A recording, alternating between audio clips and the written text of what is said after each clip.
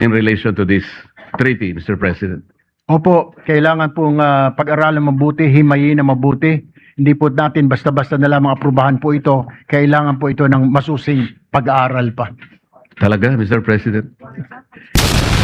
Tinitingnan lamang po ng treaty na ito para mapalapit po siya sa kanyang pamilya. At siguro po, lalo na kung ito po ay OFW, meron po mga language barrier. Isa pa po, may mga batas din po kasi sila doon, Ginoong Pangulo, na ika nga ay tulad po ng pagdadala po ng mga pepper spray na yan, may kaakibat na 1 taong pagkakakulong po yan. Dito po sa atin, wala pong violation ho yan, pagdadala po ng pepper spray dahil ang iba po mga kababayan natin, i-spray po sa mga aso ho yan. Pero baka gusto po ng kababayan natin, dito po mailipat para ika nga i-serve up yung kanyang sentence. Yun lang po. Maraming salamat po, Senator Marcoleta.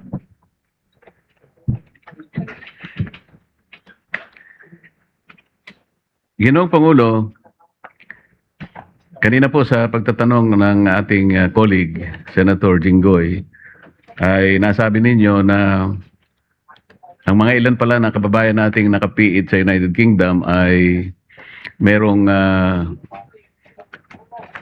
kaparusahang pangmatagalang panahon, Sir President, Your Honor. Tama po ba yun? Opo, ganun na nga po, Ginoong Pangulo. Ang inaalala ko po, baka hindi po nyo ganap na nakausap yung mga kababayan natin dahil sa kung matagalan naman po pala ang kanilang pagsisilbi pa. At kung ikukumpara po natin ang mga pasilidad natin at pasilidad ng United Kingdom, kahit kapwa po natin hindi pa nakita, palagay ko po ay walang pagtatalo sa ating dalawa, Mr. President, Your Honor, na mas maigi po yung kalagayan ng mga kababayan natin doon sa piitan sa United Kingdom. Hindi lamang sa pagkain siguro, mga gamot, at yung mismong pasilidad kung ikukumpara sa atin. Tama po kaya yun, Sir President? Tama po yun, Ginoong Pangulo. Ang treaty po na ito, binibigyan lang po ng opsyon yung mga kababayan natin, maging yung mga Briton po na sa ating bansa. At ito po hindi naman otomatiko. Naintindihan ko po yung sinasabi po ninyo. Kaya nga po, kailangan mo ng may consent po. Yung kababayan po natin nandoon kung gusto niyang lumipat at bumalik dito sa ating bansa. Ang kainaman lang po ng treaty na ito, Ginoong Pangulo, ay ang una po ay doon po kasi sa kanila ay penalize talagang pagkakakulong papaparusa. Dito po sa atin, binago po natin yan. May tinatawag na po tayo. Kaya natin pinalitan nga po yung ating institusyon, ginawa ating Bureau of Corrections dahil naniniwala po tayo na ang bawat taong na nagkamali ay maaring magbago. Isa po yan. Pangalawa po ay language barrier. Baka hindi po maintindihan, lalo na po dyan sa Briton, may mga kababayan tayo na baka hirap po magsalita ng nasabing lengguwahe, mas maintindihan po nila kung sila po dito. Pangatlo po, yung mapalapit po sila sa kanilang pamilya at kanilang mga kamag-anakan, Ginoong Pangulo. Bagamat, looking at yung facilities po natin, tama po kayo, na hindi naman po kagandahan kumpara sa pasilidad po sa ibayong dagat. Ginoong Pangulo, nung ako po ay nasa mababang kapulungan pa ng ating Kongreso, 3 beses po akong nakadalaw sa ating mga nakapiit na kababayan at nakita ko po kasi ang kalunos-lunos na kalagayan sa paraan na nung pag binisita po niyo yung infirmary, meron pong nurse doon at isang staff na nagme-maintain po ng infirmary nila. Pero wala pong gamot. At nung tinanong po namin yung pagkain nila, kung ano naman po yung kalidad, dahil minsan po ay ang nasasagap natin ay parang kwentong kutsero lang. Pero napatunayan po namin, talaga pong nakakaawa pati pagkain po. Halos hindi nag-iiba sa araw-araw. Baka sakaling kung ito'y pagtibayin natin, Ginoong Pangulo, baka wala pong magkusa na mag-request na malipat sila sa ating piitan sa kalagayan po. Kasi kahit na mapalapit po sila sa kanilang mga mahal sa buhay, Mr. President, wala rin naman pong magagawa. Baka mag-iyakan lamang po sila, Mr. President. Dahil nga po sa kalagayan ng ating mga piitan ngayon. So magiging katanggap-tanggap lang siguro sa kanila kung makikita na nila po siguro na ang pasilidad natin kahit papano makahabol-habol man lang doon sa kalagayan ngayon ng mga pasilidad pampreso doon sa United Kingdom. Inaakala ko po kasi na mas maganda po sigurong konsultahin muna natin silang lahat. Para sa ganoon, sila naman po kasi ang most affected dito at kung sakasakaling mapagtibay nga po ito, silang makikinabang kung talagang gugustuhin nila. Hindi po ba, Ginoong Pangulo? Tama po yun. Kaya po may clause po tayo dyan sa treaty na yan na tatanungin po muna sila kung sila po ay papayag na maibalik dito sa ating bansa. Kung ayaw naman, hindi naman ho papayag, hindi naman ho pwedeng pilitin sila at gusto po nilang manatili doon po sa Britanya o doon sa Ireland, ika nga, na they serve out their sentence, Mr. President, Ginoong Pangulo. Mr. President, with the consent of the gentleman. With the may I- permission of the two the two senators, you may. Senator Yes, Pia Mr. Cayetano. President. Thank you. I was listening intently to the exchange and with the permission of Senator Marcoleta, I have a follow-up question kasi maganda nga naman yung tanong. So, kung sakali nga no, na nagdesisyon nga as the sponsor said, with their permission, with their consent, gusto nilang lumipat. Tapos pagdating nila dito, doon din lang nila natuklasan na napakasama pala ng kalagayan. May provision ba dyan na pwede sila mag-request na babalik sila? Actually, wala po, Ginoong Pangulo. Kaya nga po, kailangan tanungin muna po sila kung gusto po nilang maibalik dito sa ating bayan. So, ika nga ay dapat may consent po Di sila. kaya nga, pero baka hindi siya informed consent, di ba? Yung ang iniisip nating lahat ay mapapalapit nga sa kamag-anak. Ang hindi natin naisip kung hindi ho nagtanong si Senator Marcoleta, ano ba yung kalagayan na dadatnan niya dito? Or let's just assume, ang pinakita yung bagong renovate na preso. Di akala niyo, yung ganda dito, bagong renovate. Napunta siya dun sa hindi ganun ang itsura. So, I'm just posing that question kasi nga, o paano kung sabihin ng mga kamag-anak niya, bumalik ka na lang para sa mental health mo, bumalik ka na lang kasi at least doon maayos ang baka may gym pa doon para sa iyo, may library pa para sa Well, intellectual development mo. Anyway, I pose that Well, question in all yes. seriousness, Mr. President. Perhaps yes, that applies to those who have long sentences. Yeah. Life imprisonment talagang huwag na siya pumayag, hindi papayag dito yun. Kung ang sentensya ay 6 years, 8 years, Sila lang. o there's 3 years to serve, dito na siya, matutuwa yung pamilya niya, di ba? That's why they will probably agree. But anyway, Kung mag-survive siya within 3 years, Mr. President. Thank you po. Thank you, Continue. Senator. Salamat, Senator Pia. May dagdag ko lamang po, Ginoong Pangulo, Ginoong gentleman from Pampanga and Tarlac. Pag kinausap po yung PDL natin doon sa Great Britain, sa Ireland, sasabihin naman po, ilalatag naman po ng ating DFA, ng ating representative, ano po ang dadatnan niya rito, ano po ang consequences. Sa treaty lamang po na ito, ay binibigyan lamang po siya ng chance kung gusto niya makapiling or option ang kanyang pamilya. Kung nahihirapan po siya sa lingwahe. Pangatlo po, isasabihin na doon po sa atin ay corrections po, na pari ka magbago. Kasi may mga bansa po na talagang wala pong ganun, talagang pagkukulong lang po talaga pag-penalize. Nasabi din po ng Department of Foreign Affairs sa akin, pwede rin po yung Pilipino mag-apply po ng good conduct and time allowance dito sa atin. Ang totoo po nito, Ginoong Pangulo, sa aking pong palagay, mas kailangan din pong konsultahin yung pamilya nung nakapiit. Dahil sa, halimbawa po, isang kababayan natin, na sa ngayon ay hindi pa niya alam yung abang kalagayan ng ating mga piitan. Baka po kailangan konsultahin din natin ang kanyang mga mahal sa buhay kasi baka pagdating po niya, Pwede ba yan? ang sasabihin po ng kanyang mga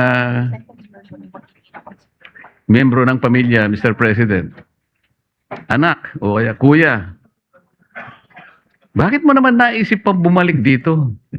Pati kami ngayon mabibigyan ng problema nito. Alam mo namang Walang budget. napakaganda na ng kalagayan mo. Kumbaga, nasa banig ka na nga eh. pumunta ka pa sa Batalan. Baka, Sir President, baka ganun po yung magiging kalalabasan nito eh. Tingnan mo kanya yung ginawa mo. Pati kami ngayon mamumroblema rito eh. Kasi napakahirap talaga rito ng piitan. Alam mo kanya anak, kahit di tayo magkita sa mahabang panahon, sapat na sa kalooban kong alam ko na mabuti ang kalagayan mo. Kaysa pumunta ka rito, nagkikita nga tayo paminsan-minsan. Pero tingnan mo yung problema ang ibibigay mo sa amin. Pare-pareho tayo ay mag-iiyakan dito sa kalagayan mo ngayon dito eh.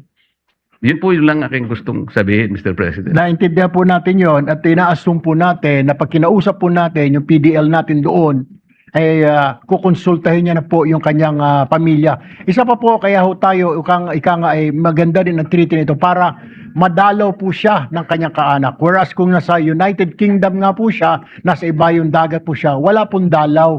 Wala po siyang kaanak kung wala siyang kaanak doon. Whereas kung dito kahit papaano po, kahit na masama yung yung facility, at least nakikita niyo po yung kanyang mahal sa buhay, ang kanyang anak, ang kanyang asawa, nakaka-lift din po ng moral, at nakakatulong po yun sa pagbabago po ng isang person deprived of liberty. Dahil ang atin po dito sa ating institution, it is not corrections actually. That's why we change it, or that's why we change it to corrections and not, we don't call it anymore na National Bilibid Prison. Rather, we change it to Bureau of Corrections because we believe, Mr. President, that kahit sino po mayroong pagkakataon na magbago. And habang nasa piitan po siya, with the help of his relatives or her relatives, makapag-isip-isip po siya na makapiling muli ang kanyang pamilya. At na aayusin niya ang kanyang buhay paglabas niya po sa piitan kung siya po ay pipiliin na dito po i-serve out yung kanyang sentence, Ginoong Pangulo. Ginoong Pangulo, kahit na po kayo'y nasa malayong lugar na nakapiit doon, sa liwanag po ngayon ng modernong teknolohiya, nakakausap po sila ngayon eh. Meron pa nga pong video conferencing na ngayon sa mga sa mga prisoners eh. Kung ang pag-uusapan po natin yung correctional aspect, Mr. President, may palagay po ako, ito naman po yung opinion ko lang, Mr. President, may palagay po ako na mas makukorek po sila doon sa United Kingdom sapagkat yung kanilang prison facilities po ay parang nakalaan para sa ganong aspeto. Paano po makukorek kaya? Hindi ko naman sinasabing wala tayo sa kalagayang makapag-correct po ng ating mga kababayan na medyo nakagawa po ng pagkakasala sa mga batas. Ngunit, dahil nga po sa pasilidad natin na masyadong mababa kung ituturing mo sa pasilidad ng United Kingdom, baka mas mabagal po ang kanilang recovery o kaya yung kanilang pagbabago upang ma-reintegrate sila sa ating lipunan. Baka may mas tsansa po sila na mas mapabilis sapagkat ang pasilidad nga po ay congruent doon at advisable na sila ay nandoon. Pero dadako na po ako sa ibang aspeto, Mr. President. Article 3 of the treaty enumerates the conditions for transfer of the sentenced person, one of which is the acts of omissions for which the sentence has been imposed constitute a criminal offense according to the law of the administering state or would constitute a criminal offense if committed on its territory. Do these criminal offenses include political offenses, Mr. President? Yes, Mr. President. Political offenses is included or are included, and there's no distinction of what kind of offense they have committed, Ginoong Pangulo. I would imagine, Mr. President, a British national station in the Philippines, perhaps working under the cover of a private technology consultant or academic researcher, who is later discovered to have been covertly gathering and transmitting sensitive defense-related information to a foreign network. After investigation, Mr. President, Philippine authorities established that the individual had obtained classified data relating to military installations or maritime surveillance capabilities. He is prosecuted and ultimately convicted under Commonwealth Act number 616, or the Act to Punish Espionage and Other Offenses Against National Security for Espionage, a crime that directly strikes at the security and integrity of the Philippines. Mr. President, suppose that after conviction and the commencement of sentence in a Philippine correctional facility, the UK government requests for the transfer of the convicted British national back to the UK to continue serving the sentence there. In such a case, Mr. President, would espionage as an offense against national security fall within the scope of Article 3's dual criminality requirement? Mr. President, kailangan po nating balikan yung tinatawag na threefold consent rule sa treaty. If there are national security concerns, ika nga, pwede po tayong hindi magbigay ng consent dito. Kasi po, Mr. President, unlike ordinary crimes, espionage is an offense against sovereignty itself. Tama po yun. The gravity of such offense lies in its long-term consequences against our national interests. So are we okay with this kind of offense being included in this treaty, allowing the transfer of a sentenced individual convicted of crimes that directly undermine the sovereignty of the administering state and may have immense political implications?